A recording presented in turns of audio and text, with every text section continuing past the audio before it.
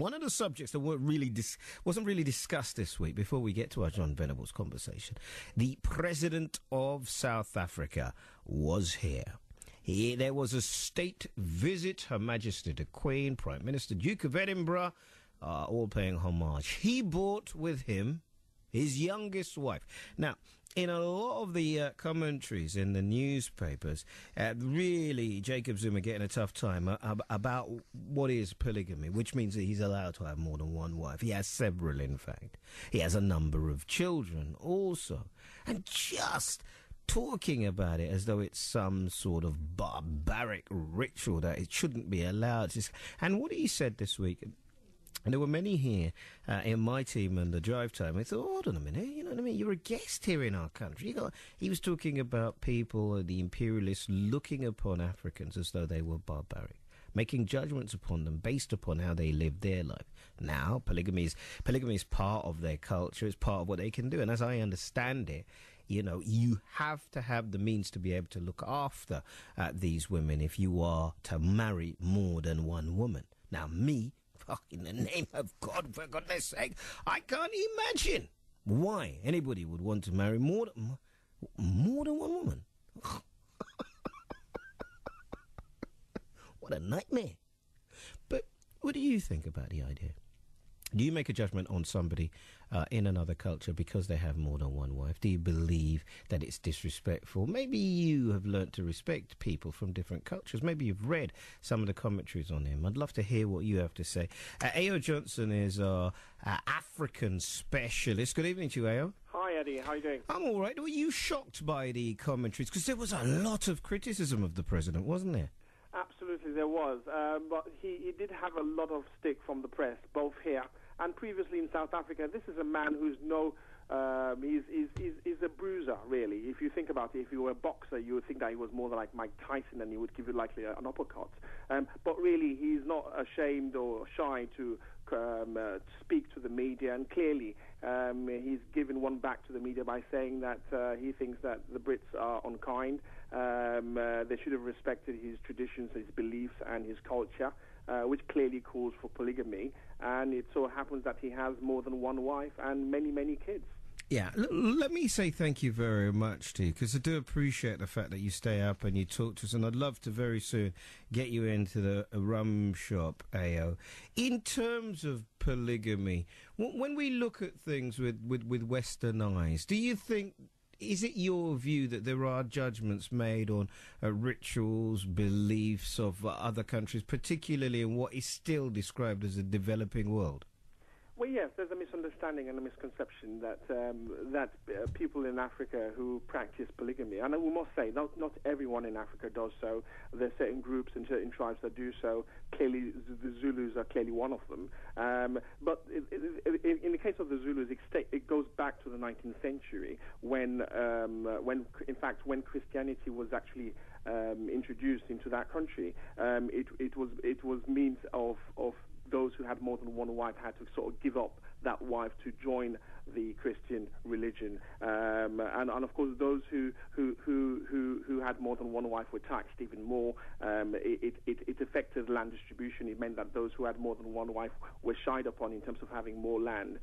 So it's been a practice which has been shied on, especially on those who've come into Africa to teach or to explain a certain mindset. But for those who were born in Africa, for those who are part of that religion, it's part and parcel of the way they live.